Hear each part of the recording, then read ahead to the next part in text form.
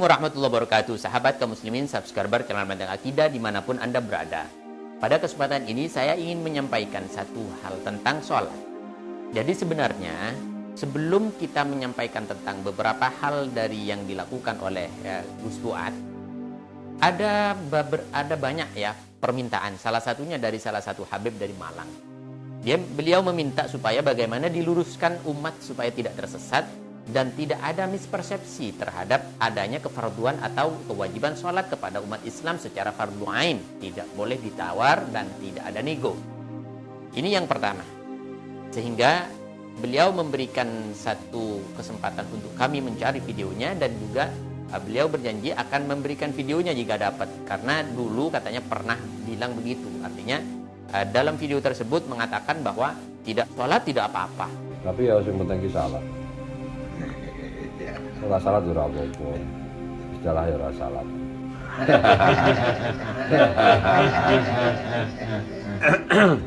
Nek sholawat Nabi itu perlu, ya, karena Gusti Allah ya bersolawat Nabi ya. Jadi intinya tetap masuk surga. Meskipun di kelasnya surga yang keberapa, ada yang tidak pakai AC dan lain sebagainya lah dengan nada candaan atau apapun. Itu tak kandani ya, bahasa Jawa ini mudahnya ya. Sebenarnya orang itu kalau Islam itu udah baca syahadat aja udah masuk surga. Meskipun tidak sholat, meskipun tidak sholat, tidak puasa, tidak ngapa-ngapain, syahadat aja sekali udah masuk surga. Abdullah bin Umar nanya, kalau begitu saya sampaikan, ya nggak usah, kan banyak teman kita yang hobinya sholat, dan sholat itu kan kemewahan, kehebatan, ya jangan. Jadi pada kesempatan ini untuk menghapus atau untuk menentang adanya syubhat yang telah disebarkan, dan ini bisa menyesatkan kepada umat, maka saya akan langsung kepada apa yang dipersoalkan dalam hal ini, yaitu tentang sholat. Sholat itu secara mutlak, secara umum, ijma' dan semuanya mutafak atau ittifaq. Tidak ada yang bertentangan bahwa sholat itu wajib dan fardu ain. Tidak bisa ditawar, tidak bisa berdiri maka duduk, tidak bisa duduk maka tidur, tidak bisa tidur maka terlentang, tidak bisa terlentang maka berisyarah. Ini sampai ajal menjemput kita dan sampai nyawa dicabut dari raga kita. Ini adalah kewajiban sholat, tidak bisa ditawar. Nah, apalagi disampaikan tidak sholat, tidak apa-apa.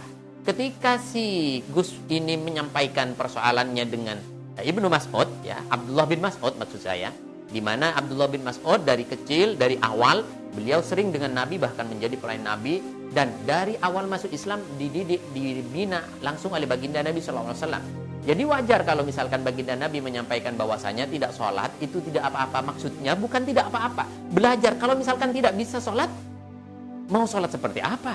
Dan ini diterapkan oleh guru-guru kita, oleh Wali Songo, dan semuanya guru-guru kita yang menyampaikan, yang memberikan dedikasi tentang sholat. Misalkan orang masuk Islam tidak bisa membaca Fatihah, ya sudah, bisa baca apa saja matayassara minal Quran. Yang mudah-mudah saja di Quran. Tidak bisa baca, diam saja. Yang penting gerakannya. Artinya mudah seperti itu. Ketika di awal masih belum bisa sholat, dan ini tidak ditekankan menjadi sholat yang sempurna. Maksud saya seperti itu. Astagfirullah. Jadi diselewengkan sehingga tidak sholat tidak apa-apa, tetap masuk surga. Ya, betul. Boleh saya sampaikan seperti itu. Jadi ini adalah bagian daripada hal terkecil daripada atau terlemah daripada umat Islam. Dia kelak akan masuk surga. Ya, tapi setelah sekian lama semuanya terakhir tidak ada lagi, dia bisa dimasukkan ke surga. Yang perlu dicamkan di sini, akan tetapi itu tidak ringan. Api di neraka itu tidak api seperti di sini, dan masa di neraka itu tidak sama dengan masa di dunia. Astagfirullah. Jadi jangan meremehkan tentang dosa. Memang betul, selain syirik kepada Allah, ini diampuni oleh Allah Subhanahu wa taala kelak pada akhirnya. Sebagaimana di dalam Al-Qur'an, innallaha la yaghfiru ay yushraka bihi wa yaghfiru ma duna dzalika liman yasha. Allah mengampuni dosa selain syirik kepada Allah. Kalau syirik tidak ada ampunan, selamanya kekal di neraka. Maka saya sampaikan sekali lagi, saya akan fokus kepada apa yang dituntunkan oleh ulama-ulama salaf kita terhadap adanya sholat dan kefarduan sholat. Di dalam kitab kita temukan, di berbagai banyak kitab ditemukan. Di dalam kitab fikih, as-sholatu wajibatun ala kulli muslimin. Salat itu wajib, fardu kepada setiap orang Islam. Balighin, yang baligh, usia baligh, Anda bisa pahami usia baligh mulai dari usia 15 tahun Ini menurut Imam Syafi'i dan Imam Hambali, dan usia 17 tahun menurut Imam Maliki. Atau lebih dulu dia keluar mani, itu sudah balik, maka wajib sholat, tidak boleh ditinggalkan akan mendapatkan siksa. Itu adalah konsekuensi daripada seorang Islam. Yang ketiga, kemudian zakar, laki-laki, wa unsa, perempuan, sama saja kena taklif sholat. Wajib sholat, diwajibkan sholat, tidak ada yang boleh menawar.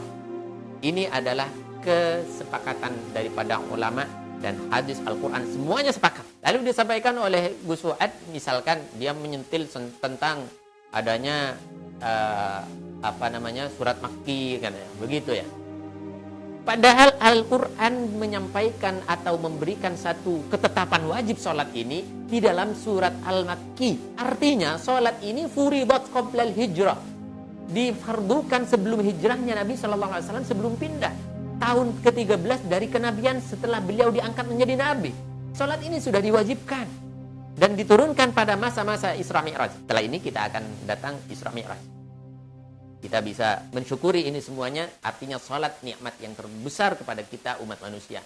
Karena apa yang disampaikan oleh Allah Subhanahu wa taala melalui lisan Rasulnya, bahwa awwalu ma yuhasabu bihi yaumal qiyamah as-salat. Seperti yang disampaikan barusan, bahwa apa yang pertama kali dihisab oleh Allah yaitu salat. Ketika salatnya bagus, maka seluruh amalnya bagus. Ketika salatnya bolong, rusak atau tidak diterima, seluruh amalnya tidak diterima. Barometer dari setiap langkah gerak-gerik ibadah hamba kepada Tuhannya. Ini pentingnya salat. Jadi jangan diremehkan. Banyak hal yang perlu kita pertanggungjawabkan, misalkan di Al-Quran. Al-Quran menyampaikan kewajiban salat dengan kata ta'aqimu. Beda dengan misalkan zakat. Kalau aqimus salat, jadi betul-betul tegakkan, betul-betul dirikan, betul-betul laksanakan. Tidak boleh ditawar. Aqimu atau aqama. Aqamas salat. Wa aqimus salata wa atuz zakata warka'u ma'ar raki'in. Laksanakan. Kalau misalkan zakat pakai atu, laksanakan, sampaikan. Tapi aqimu, betul-betul kuatkan. Itu namanya pelaksanaan sholat. Ini Al-Quran.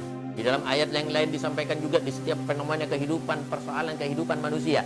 Wasta'inu bis sabri was salat wa innaha lakabiratun illa 'alal khashi'in. Laksanakan apapun yang kamu dapat dalam persoalan dunia ini. Mintalah kepada Allah dengan cara salat, dengan cara sabar, dengan cara bagaimana mendekatkan diri kepada Allah dengan salat. Ini penting yang perlu kita pahami, saudara kaum muslimin dimanapun Anda berada. Kemudian saya akan sampaikan di sini juga, ketika ada orang yang meremehkan sholat, menyampaikan mau sholat tidak apa-apa, itu pun nanti masuk surga, kemungkinan seperti itu yang disampaikan, maka saya katakan orang tersebut telah secara pelan-pelan, secara langsung atau tidak langsung, sudah menghancurkan agama dan merobohkan tiang-tiang agama. Bagaimana sabda Nabi SAW, as-salatu imaduddin, bahwa salat ini adalah tiang agama. Faman aqamaha faqad aqamad-din.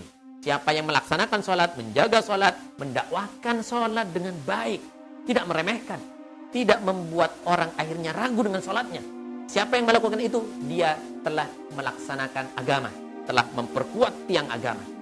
Wa man tarakaha faqad hadamad-din. Siapa yang meninggalkan sholat, mendakwahkan orang supaya tidak serius di dalam sholatnya, dia telah merobohkan agama, sebagaimana hadis ini diriwayatkan oleh Imam Baihaqi. Masya Allah. Baik, saudara kaum muslimin dimanapun Anda berada, saya akan mengakhiri dengan apa yang disampaikan oleh Syekh Abdul Karim dalam kitabnya Faidur Rahman fi Ma'ani Qawlihi Tabaraka wa Ta'ala wa Qawlihi Sallallahu Alaihi Wasallam. Di sana disampaikan bahwa Nabi menyampaikan, Inna kulla mahallatin yakunu fiha tarikus salat yanzilu 'alaiha kulla yaumin sab'una la'natan. Di mana tempat di situ ada orang yang meninggalkan salat, maka di tempat itu setiap hari akan diturunkan 70 laknat Allah Subhanahu wa taala. Na'udzubillah, tsumma na'udzubillah. Ini penting untuk kita tekankan. Kalau misalkan orang-orang liberal, agama kok ngancam-ngancam. Perhatikan, di dalam agama itu tidak hanya ada targhib, tapi ada tarhib. Bagaimana memotivasi diri supaya betul-betul kuat di dalam persoalan agama, di dalam ibadah.